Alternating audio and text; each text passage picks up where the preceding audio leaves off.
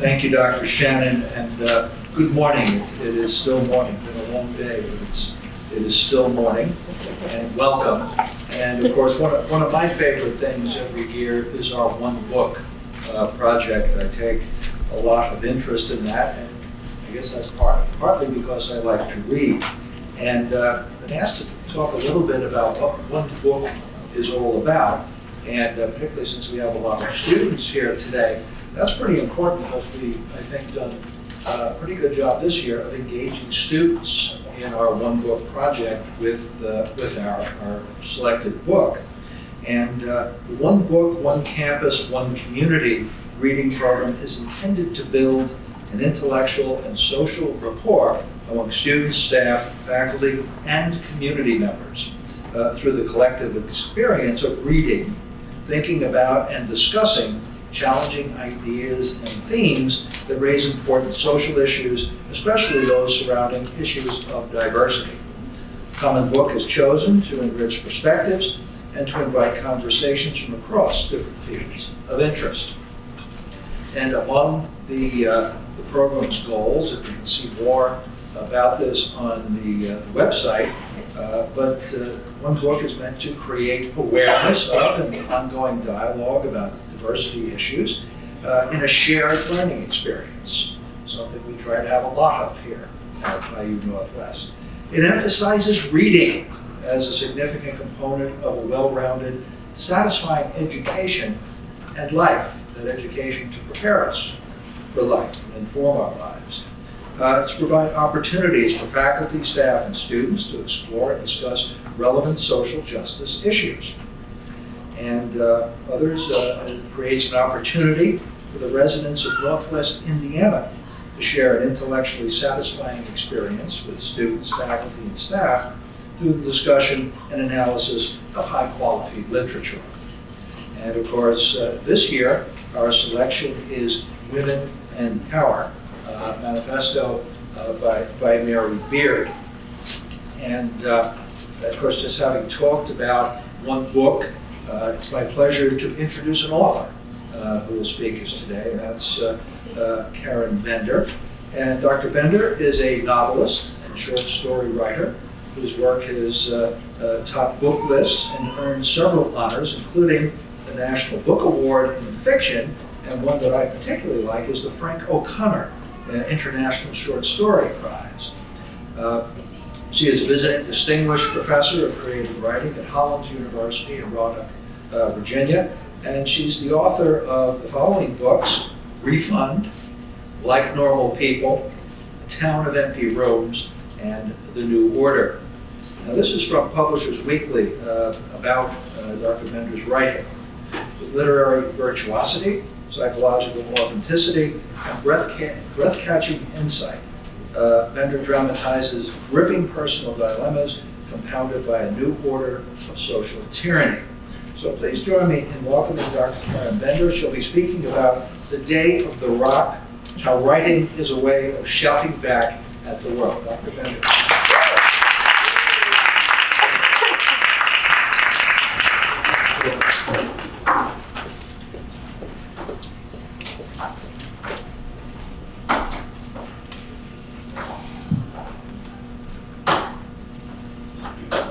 Thank you so much for that lovely introduction. I'm honored to be here today at Indiana University Northwest. Thank you to Crystal Shannon and the Department of Women's and Gender Studies to bringing me here. And I just want to take a quick photo of my parents because they like seeing that I have an audience. So thank you. That never stops. So I'm going to talk today, how does one become a writer and how does it relate to a rock? I'm going to talk about writers, the creative process as a way to deal with chaos, and the way literature is a way of dealing with a variety of metaphorical rocks. We can discuss the stories in the new order. If you have any questions or any of my work and the writing process, I'm happy to answer your questions. I'll talk for about 40 minutes and I'll open up to Q&A. I became a writer when I was hit on the head with a rock. It was 1969, I was 6 years old, growing up in Los Angeles, and my mother had dropped me off at a friend's birthday party. It was June, and what I remember before the incident was the normalcy of that party, the hot California sun on my hair, the screams of the children as I ran around the yard. The partygoers had assembled into a big and rowdy gang, chasing the birthday boy and trying to get him to crawl through the spanking machine, which is a joyful and sadistic enterprise in which the children stood in a row and the birthday child crawled through their legs, getting whacked along the way. I don't know if they still do this. The adults gathered inside, trying to ignore us. The birthday boy did not want to be spanked. He kept running. Then he picked up a big rock and threw it. I remember standing outside of this, observing some children wiggle through a colorful nylon caterpillar tunnel. And then, oof, I suddenly could not stand. I staggered backward into the grass, where a strange adult grabbed me and carried me to the table that held the birthday cake. The party had changed into something unexpected and new. There was blood everywhere. They actually had to move the birthday cake so it wouldn't get bloody. That was one of the first lines I remember, that perception. And I remember saying it later with a mixture of wonder and pride. There was a sense of wonder that I had so much blood in me. There was pride that I, suddenly, a mere guest who didn't even know the birthday boy that well, now had the power to get the ceremonial cake moved off the table. There was awe in that the word blood, with its implication of life and violence and injury, and birthday cake, with its implication of sugar and floral icing and longing, were even spoken in the same sentence. I needed that observation, for it gave me a way to control the fact that I was now laid out on the paper tablecloth, with the other 6-year-olds ringing the table to stare at me in horror. That first sentence gave me a way to spin it, to make the sloppiness of that experience somehow my own. Something unexpected happened. I started writing. Perhaps I started writing stories because that was the first dramatic thing that happened to me. I was hit on the head by a rock. They had to move the birthday cake so it wouldn't get bloody. It became in my mind the day of the rock. The process of giving the day a narrative transformed the experience. Telling the story about it gave it a shape and a structure. I was the protagonist. The boy who threw the rock was the antagonist. What happened next was the narrative arc. In time, I've decided that writing is all about different sorts of rocks. Giving shape to a painful experience is powerful because it helps us to see first how we got through it, second, how we can share it. The experience doesn't stay trapped within us, unspoken and curdling. Instead, the art of arranging and transforming it reduces the burden. It no longer belongs only to you. The process of assigning the experience a beginning, middle, and end, of giving it form, is a way of mastering it. Each sentence contains the chaos. Our experiences become what we perceive. And the honesty in these perceptions, whether true or invented, creates a bridge to another person. Rocks can come from anywhere. You can write about the terrible event happening around the corner, or about ones occurring far away in the world. You can take revenge.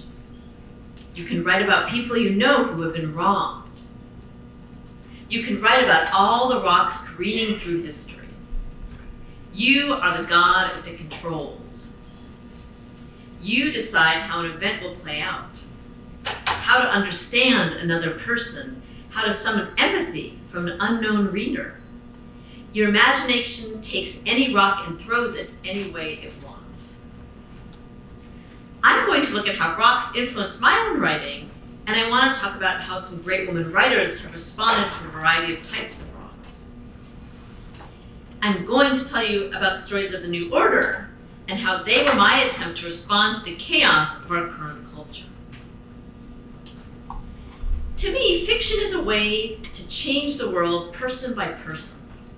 For a person is changed from the inside by what you read. Growing up, I sometimes felt sad I was trapped in myself, that I could never inhabit another person. The experience of reading is the closest I feel to inhabiting someone else. For when a story is well dramatized, when a writer is honest in portraying another person's thoughts, the reader learns something through feeling. That feeling, emotion, is the most powerful engine of change. And that experience leads to empathy, for you have to understand another person, or feel yourself understood, or felt yourself understood from the inside and from your heart. I want to mention a couple of great women writers whose literary work also functions effectively as rocks thrown at injustice, and how they use fiction as a way to create characters that would illuminate, instruct, and make the readers feel. One writer I admire is Rebecca Harding Davis, an American writer of the late 19th century. Scholar Gregory Hadley writes, quote, Rebecca Harding Davis's writings often preceded the works of other well-known writers of her day. Her portrayal of the psychological pain of soldiers during the American Civil War was written years before that of Stephen Crane. Her riveting denouncement of the dehumanizing effects of industrialism and capitalism were written well before Upton Sinclair's novels. He notes Davis's family hostility to her education.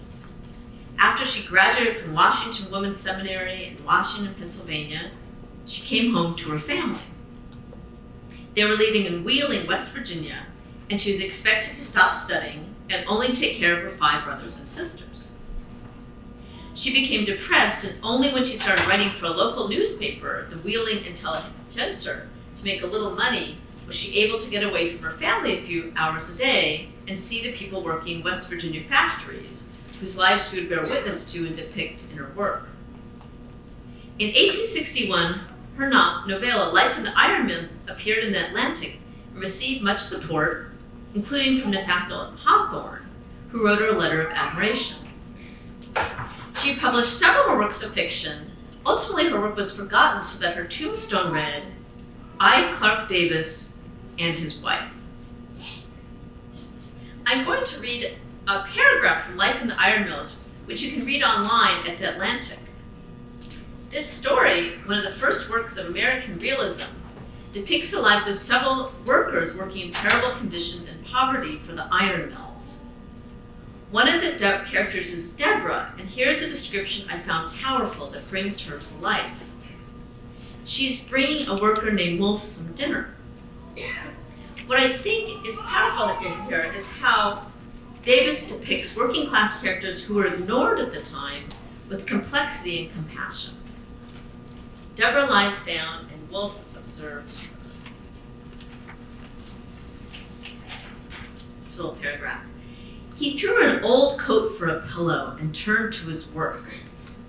The heap was the refuse of the burnt iron and was not a hard bed. The half-smothered warmth, too, penetrated her limbs, dulling their pain and cold shiver.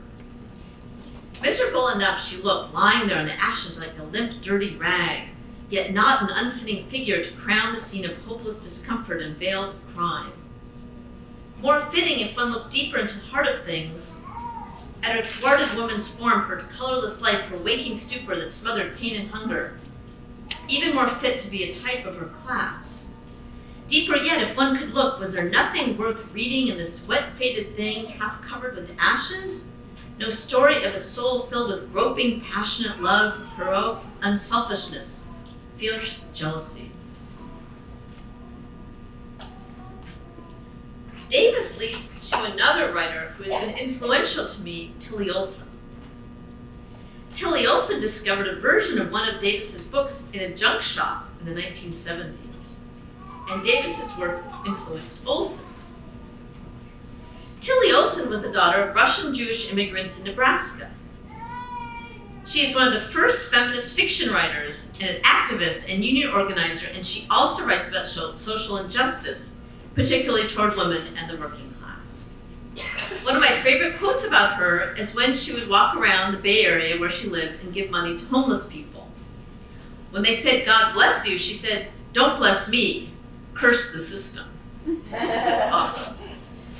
One of Tilly Olson's most famous stories, and one that deeply influenced me in writing about motherhood, is her story, "I Stand Here Ironing," published in her collection, Tell Me a Riddle in 1961.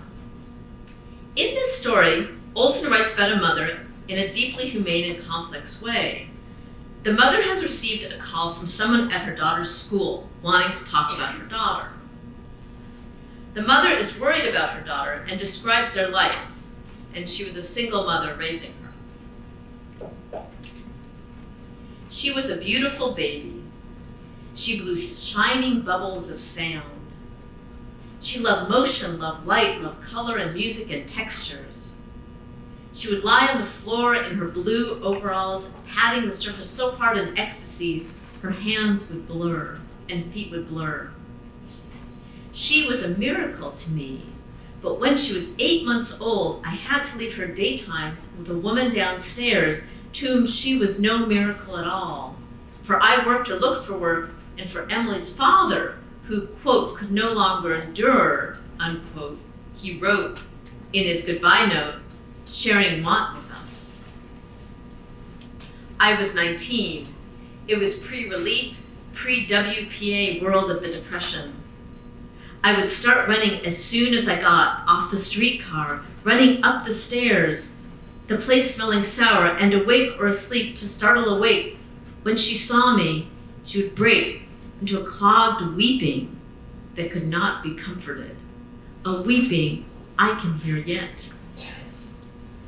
After a while, I found a job hashing at night so I could be with her days, and it was better. But I came to where I had to bring her to his family and leave her.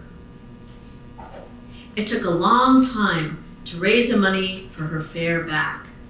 Then she got chicken pox and I had to wait longer.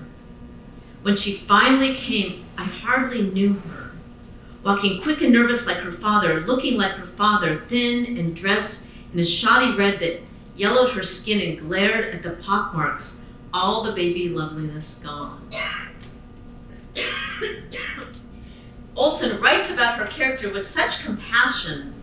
She shows the challenges she faces as a working class mother trying to provide for her children, the way economics put terrible pressure on a family and childcare. Her beautiful depiction of this character made me feel her struggles in a visceral way, made me understand both the difficulties of motherhood and the way we decide to support or not support working mothers with maternity leave or flexible hours has an emotional cost. So now I'm going to talk a little bit about my own work. Davis's work, Tilly Olson's work, many other writers' work have inspired me as I tried to find ways to grapple with what I see in the country today.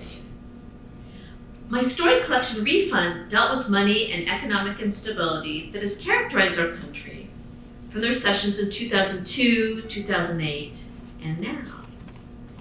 In that collection, I looked at the emotional toll of this insecurity on the embattled middle class, the ways people's fears and insecurities shape them. When I started the New Order, I was still addressing some of those issues, as one of the first stories wrote on it, and it was 3 interviews. And then I was writing these stories, Trump started running for president. It was clear very quickly that he was unleashing something dark in the country. It was a huge rock hurled toward all of us. When the 2016 election happened, I felt something I'd never quite felt before, grief for this country. I had felt grief for a person before, but not for my country in this way. How could fiction respond to this? What could it do that editorials, Facebook posts, furious tweets could not? What is fiction's role in this troubled time? I thought about the idea of fiction having a variety of roles, and this time as a warning, as a witness, and also as a mirror. So the stories that evolved in the New Order after the election were about the feelings I had about it, holding on to that huge rock and trying to grip it, throwing back my response. One story I've been writing before the election, but emerged in reaction to gun violence in this country, is Where to Hide in a Synagogue. The germ of that story was a few years before, when I was driving carpool and listening to my 10-year-old daughter and her friend talking. This was right after the Aurora movie theater shooting. They were discussing whether it would be better to duck during a shooting or run out. They discussed this thoughtfully in great detail. I was horrified, but as a writer, this is how I dealt with the rock of constant and potential violence in our culture, by trying to write about it. First, the story started as Where to Hide in a Movie Theater as flash fiction. I wrote a few ideas, then put it away. Then there was Charlottesville and the rally of white supremacists chanting racist slogans, including "Jews will not replace us."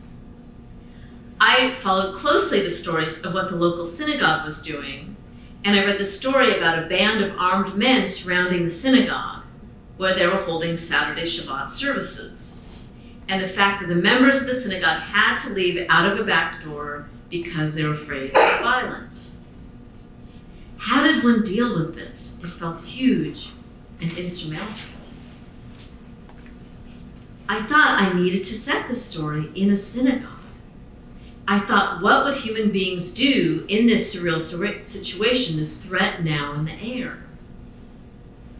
In this story, the two friends try to figure out what to tell the temple board when they are given the assignment of what to do to protect the congregation in case of an attack. I've personally been a member of temple boards in the past, and so I know this is sort of what they might do. It was realism in a way, but pushed to satire, and that the situation is itself absurd. The idea that you can, with common logic, try to control the illogical and uncontrollable. Yet it was happening in synagogues across the country, as well in schools and churches and mosques and any place where people gathered. It felt important to write because it mirrored what I was feeling, and it was a way to humanize the characters, and it was a way to throw back the rock. I'm just going to read the first two paragraphs of Where to Hide in the Synagogue. Everyone agreed on the name, the Advisory Board for Safety and Well-Being. The committee would be composed of me and Eva Silverman, and today we would walk through the synagogue discussing strategies to help temple members in the event of an attack. Today we would come up with a list of suggestions to write a preliminary report. It was a clear day in early October, and though the air still held the faint heat of summer, I thought I could feel the underbreath of chill in the air.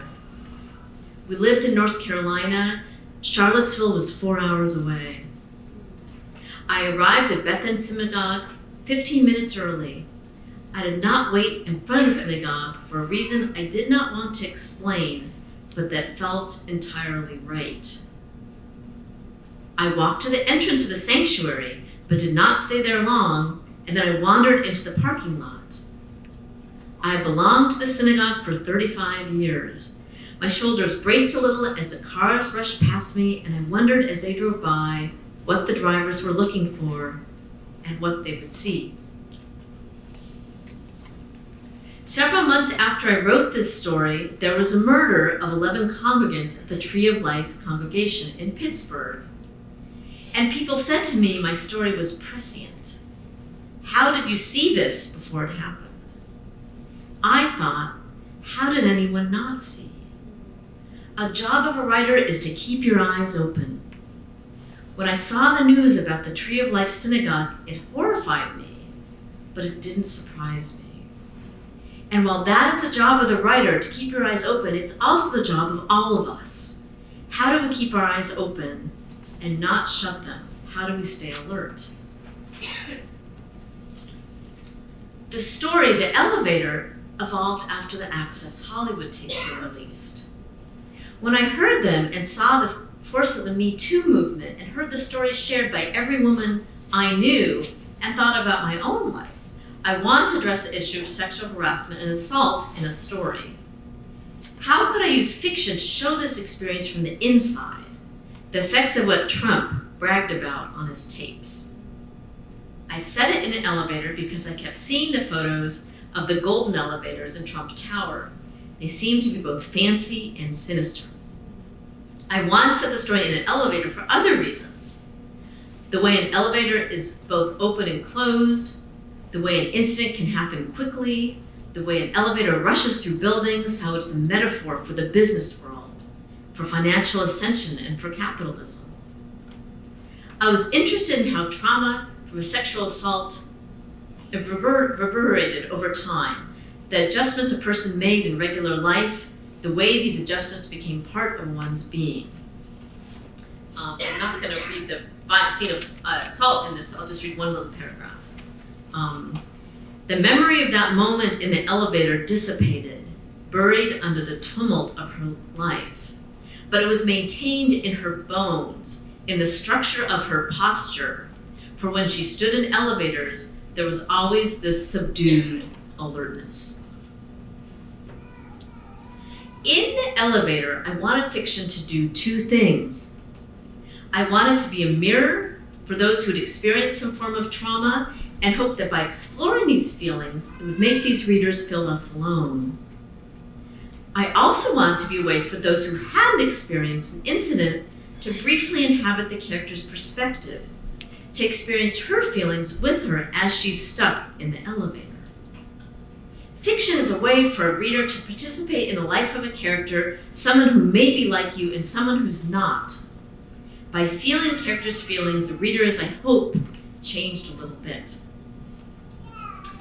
The story, The Department of Happiness and Reimbursement, was my first dystopian story. I was rereading Margaret Atwood's The Handmaid's Tale and was so compelled by the way she constructed her world. I wondered how I could also create a world structured around economic inequality, the lack of employment, and non-disclosure and confidentiality agreements. While it was legal for Bill O'Reilly and other prominent people to settle lawsuits with women, accusing them of harassment, how was it legal for them to ask the women to sign non-disclosure agreements? It seemed that they were buying them for their silence, and it seemed wrong. I thought I could push this concept and exaggerate it, which would then cast light on our current situation.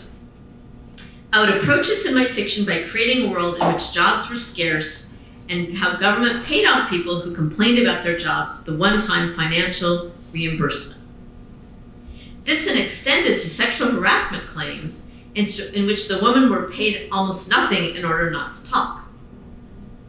I'll read the opening of the Department of Happiness and Reimbursement, in which I try to create a world that is just like ours enough that's recognizable, but just different enough to serve perhaps as a warning.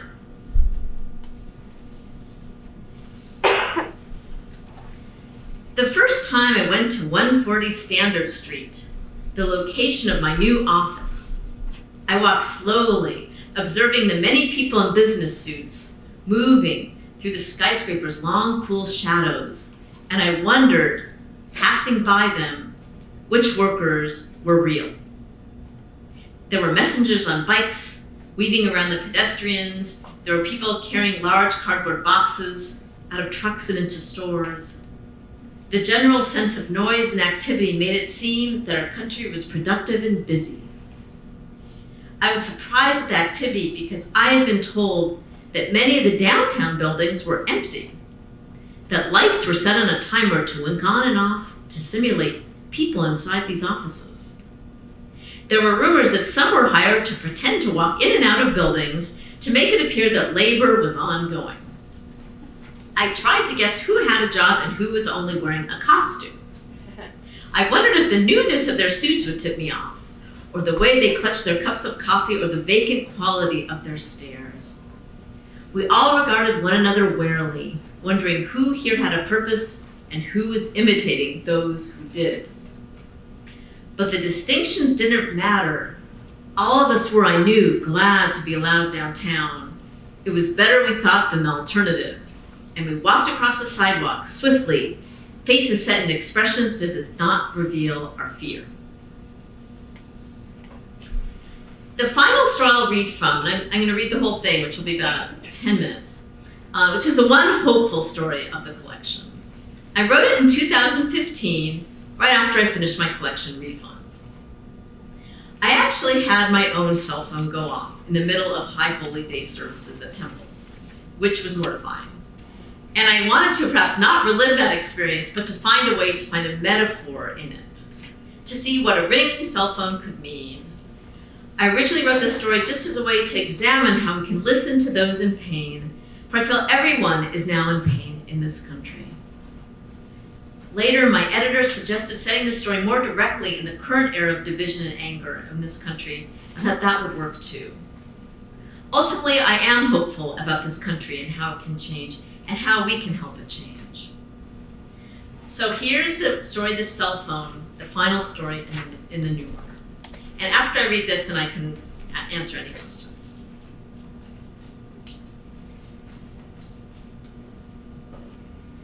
The rabbi told us, as he always did, to turn off our cell phones before he began the service. So I pressed that button on the side of the phone and saw its long face go dark. I was ready to reform, after all. It was again Rosh Hashanah. It was the beginning of the new year, which meant that it was time to contemplate my various failings and imagine how to become a better person. I stood at the cusp of the year surrounded by other members of Bethlehem Synagogue, everyone clad in their suits and fine dresses and pumps and satin yarmulkes.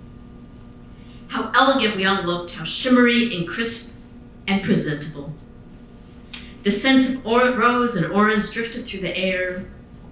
It seemed that all of us had taken special care dressing this year. We were shoulder to shoulder. We knew each other and we didn't. And inside, everyone was grimy in a precise, individual way. We all peered into the ark, its tall oak doors now open.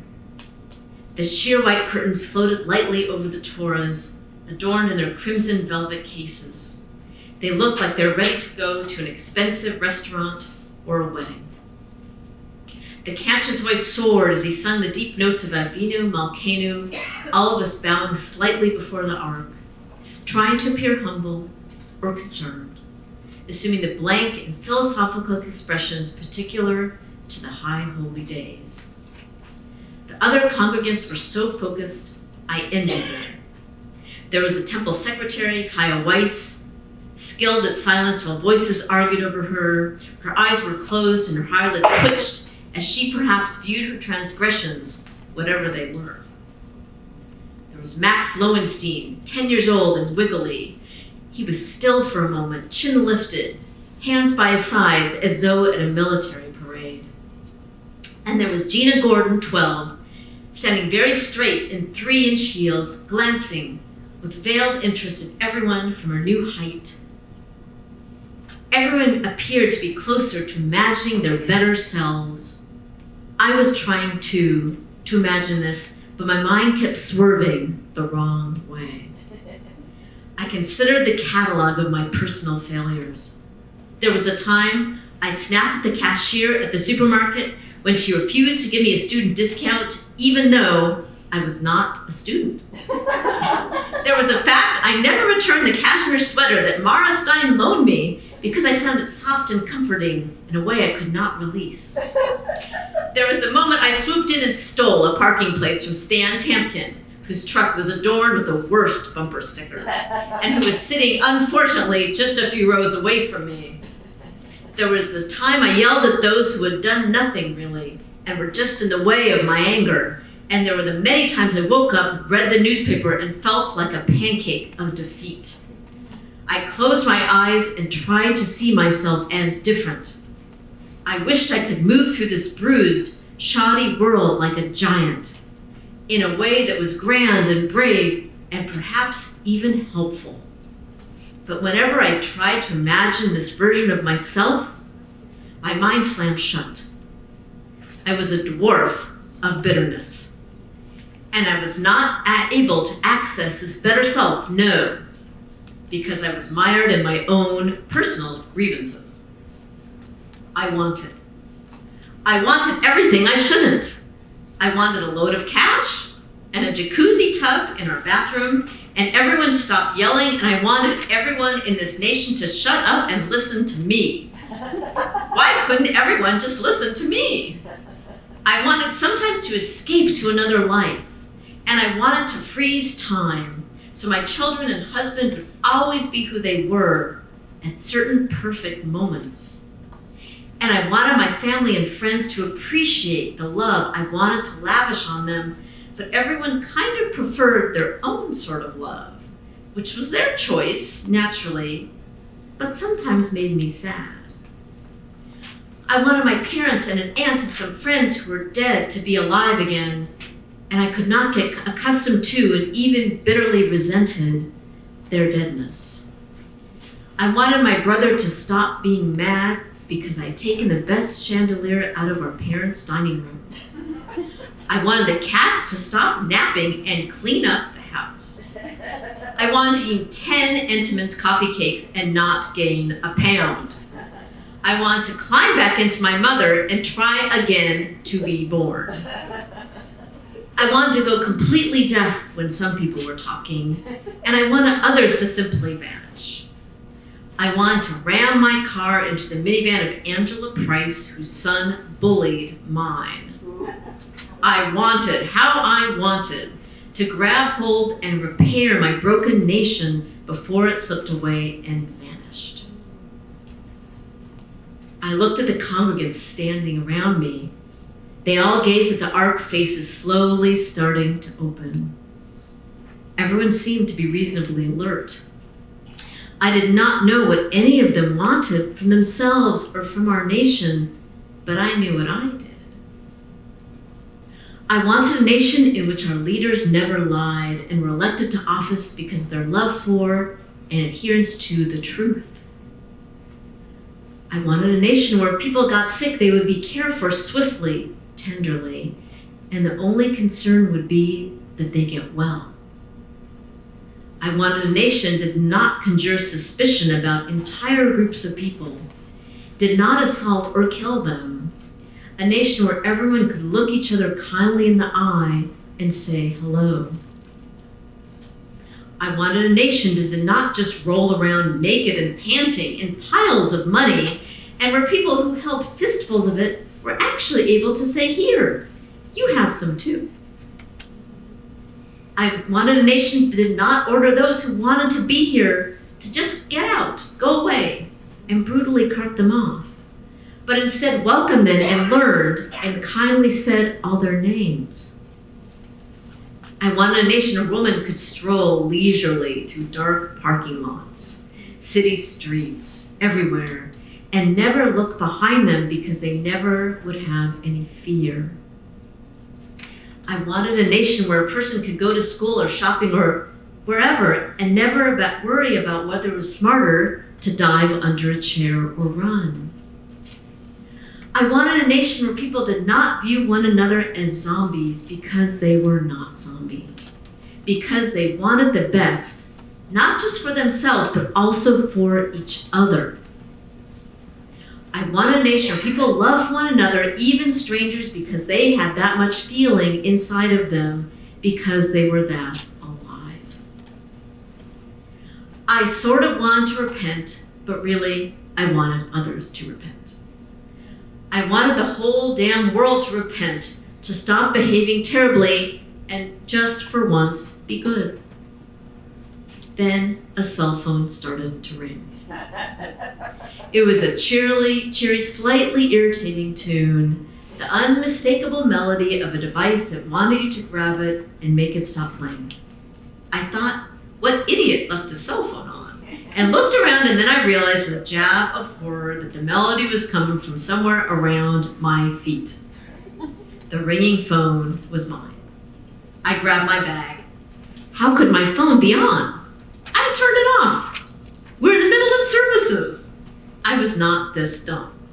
My hands were shaking. I fumbled with the phone, forgetting how to turn it off. The damn thing kept ringing. My hands were as clumsy as enormous mitts and somehow could not figure out how to silence the phone, so instead, I answered it. "Marry me," said a stranger's voice. The member standing in the pew behind me glared. The cantor's voice soared grand through the room. "Wrong number," I whispered. "Please, you know I'd be good," said the voice. I was trembling. Everyone in the congregation knew the phone belonged to me. They were concentrating very intently on their holiness. Oh, the pure focus of their blank faces. And I had interrupted them. "Stop," I said, and hung up. I pressed the button on the side, the power button, so the phone would turn off and I could get back to my quest for my higher self. The phone rang again. What the hell? The phone was off, seriously. Now the cantor was looking none too happily at me. I answered it. "Yes," I whispered. "I'm calling about the job," said a woman, sounding nervous.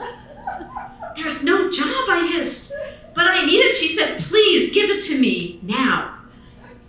I hung up. I looked around. The activity by the ark had ceased. There was no pretense of worship anymore. I shrank to a puddle of shame. Happy Rosh Hashanah from me, the idiot whose cell phone had gone off. Twice. "Honey, don't you know how to turn your phone off?" asked Ava, whose husband died a year ago. I held out the phone as evidence. Ava's best friend, Harriet, who ran a catering business, sat beside her skeptically. She eyed the phone. Apparently, she does not. Harriet murmured to Ava. "It's off," I said. "I swear."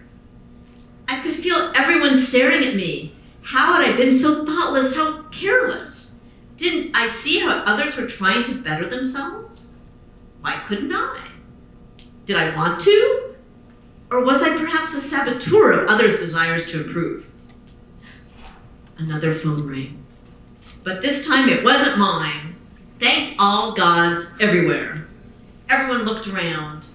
Another tinny melody erupted across the room. A woman gasped and rummaged through her purse. She brought it out, the phone happily ringing away. It was off, but she answered it on speaker. "I got a bad diagnosis," a man said. "I've got to quit my job and hire someone to take my place. But to hell with it, I won't."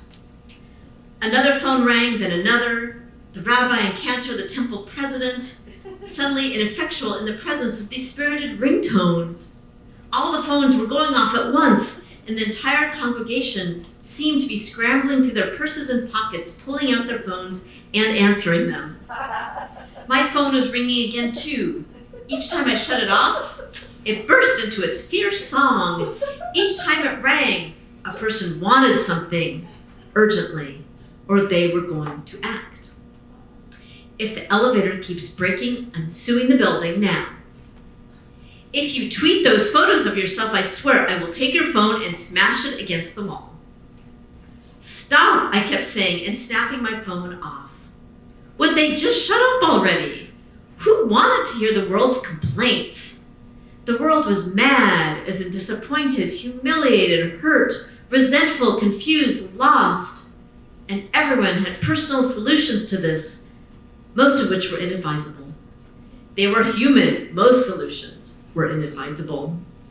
All the congregants kept answering their phones and going pale. No one was listening to the calls, but instead everyone was annoyed and confused by the rush of ringtones.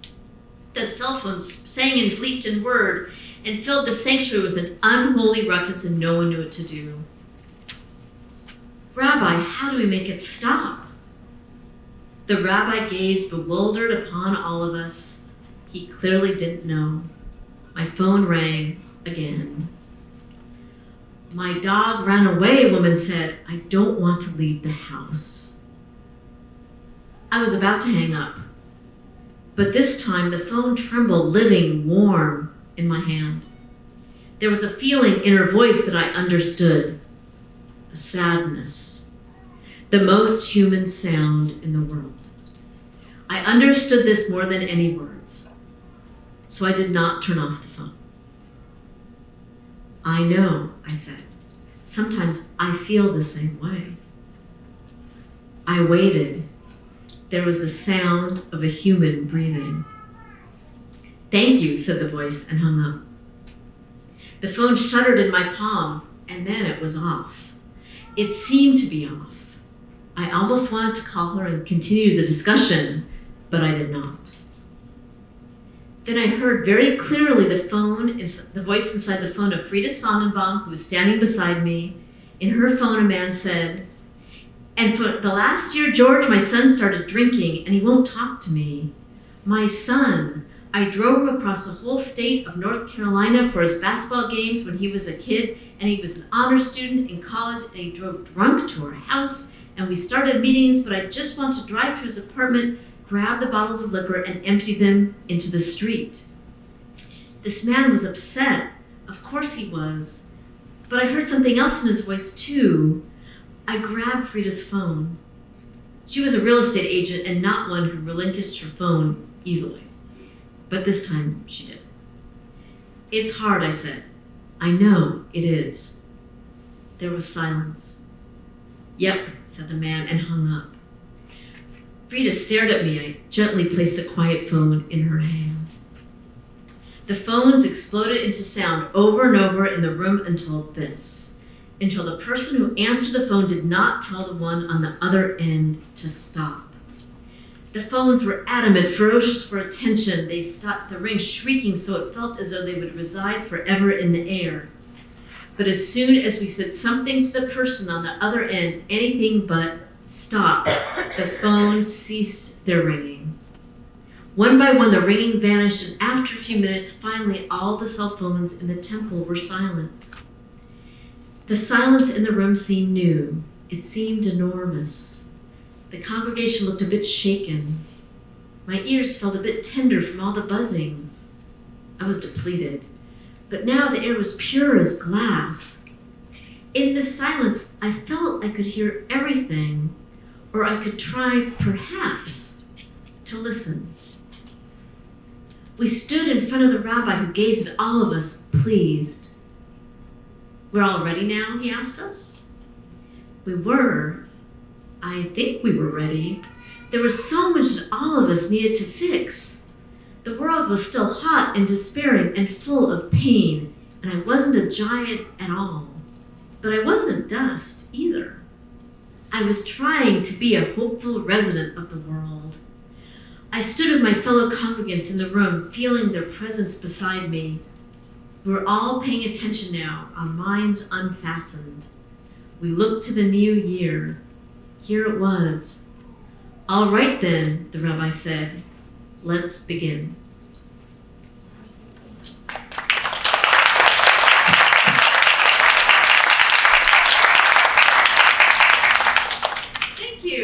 Thank you for listening. Do you have any questions about stories, writing, anything? Yeah. You mentioned you were from LA. Yeah. And when I was living in San Diego, it seemed that everyone had gotten what they wished for out of their social movement. And it's not an isolated location where this event happens. How do you combat this issue and inspire others to keep fighting for change when they've achieved their success? Great question. It is a struggle to create change because there's a lot of resistance, right? I just think getting up and doing what you feel you can do is what you do. I think it's such an overwhelming time, and it feels like there's so much thrown at us all the time. Science people can feel like they want to withdraw, and I think not getting mad at people, bringing them in ways that they feel that they can do is something that's helpful. Science people say, I just don't know what I can do, and I just think, well, what if you donate to this organization, or what if you write this person, or just do anything that you feel you can do, I think is helpful. So I think, just helping people contribute how they feel that they can. And then sometimes people feel that they can contribute more and more, because they see it's not that hard. Yeah. Other questions? I think writing, yeah. What do you think are the special challenges that female authors face compared to maybe male authors? Oh, it's an interesting question. I don't know. I mean, there are issues, women, I know on the internet, women feel like there can be, what is the word? Bullied, yeah. Bullied with tweets and, and all that. I haven't really had that experience, very much. But I know, I think science people feel if they say something, that they will get a lot of pushback, and that can be really hard. I think there's a whole issue of, are women taken as seriously as male authors? Meg Wolitzer has a great essay in the New York Times about women writers and how it feels like they weren't reviewed the same ways as men authors. But I do feel it's also changing. I actually feel like it's a great time to be a woman writer. Honestly, myself, I feel like there are all these stories that there's need to be told that haven't been told. And it just feels like this amazing canvas of things you can say, from all different perspectives. So right now, I'm feeling like it's really good. There's a great community of women writers that are supportive. So, I think, it's interesting. When I went to grad school, it was in the late 80s, and it was at University of Iowa, and there were 3/4 men and in the class. It was not half and half, and it was a pretty sexist environment where women were told that sometimes their stories weren't as important because they weren't as about bars or fighting or whatever. But I do feel like that's changing.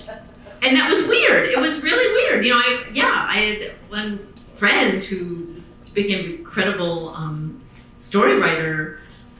She wrote us, and just that there was a diminishment of the content. But I do feel like that's changing. So that's good. Yeah. What do you decide to write? You feel strongly about 3 major issues that's going on in the country. How do you pinpoint what you want to write about most? I think, it's a great question. Well, I think realizing that the story you're writing now is not going to be the last story you write. I kind of go with what's I feel most urgently I have to say at the moment. And then realize sometimes I'll write, and then I might have an idea for another story, and then I'll write some notes on that.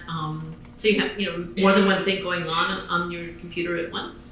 I have another question. Yeah. Can you speak up, please? Oh, yeah. I'm sorry. Oh, yeah. You talked about when you were 6 years old, you got hit over the head with a rock. Yeah. And you said that was the time that you didn't want to hold the stories in anymore, to get it out. Do you feel that throughout your career, your writing has been a positive coping mechanism? Oh yeah. I feel like it gives me I feel like so grateful to be able to write. It's such a, and if you do it as someone who's interested in writing fiction or just in a diary, it's so therapeutic to just get it out and write honestly, because in our culture, there's so much pressure for us to not be honest in so many ways, in interactions, through advertising, through movies, there's so many messages coming toward us that we know aren't true. So I think finding a way to be honest is really empowering. Yeah, I see a hand in the back. What advice would you have for someone who's trying to get published? Yeah, published. Oh, great question. The first thing to do is you write something and you revise, and you make it as good, and you have some readers or people that you trust that can tell you, how to make it better, and then really work on it. If you've created writing classes here, taking writing classes and reading. Reading is the most important thing. And then, when you have something, a story or an essay that feels done finally, and when you're sick of it, you can't go any farther.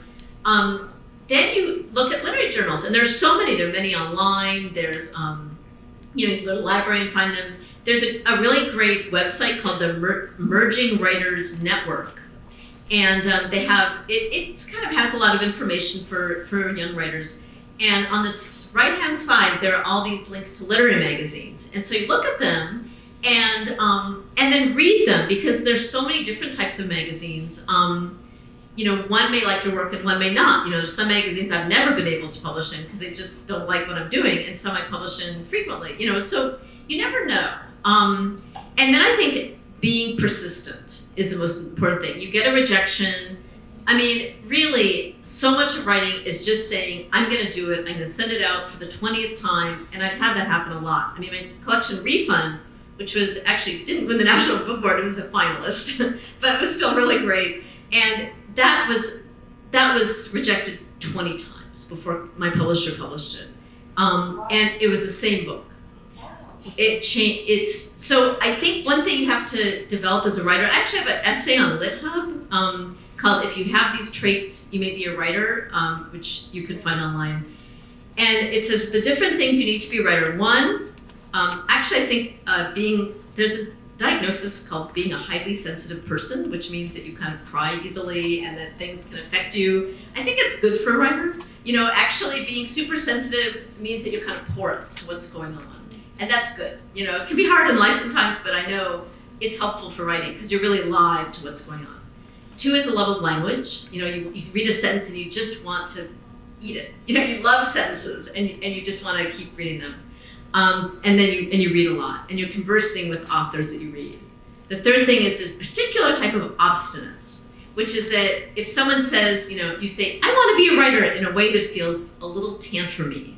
I think that's good. If you want to be a writer, you really want to do it, and because people will say, why, but it's an obstinance that's not against criticism, that you can listen to people when they tell you how to make it better and incorporate it into your work. So it's a particular type of obstinance.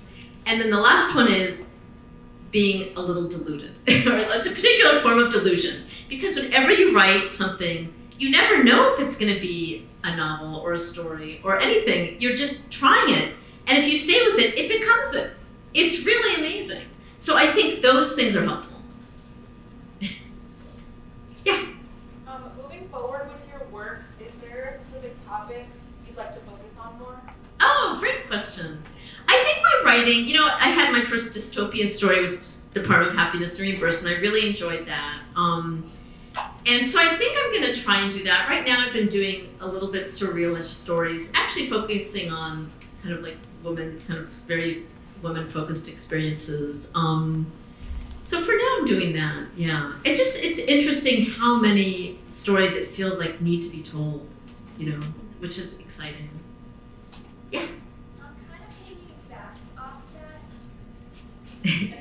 I know you said you like to talk about social issues and Yeah. stuff in your work. Are there any certain issues or topics you find are easier to talk about? Oh, interesting. I don't know. It's a good question. I mean,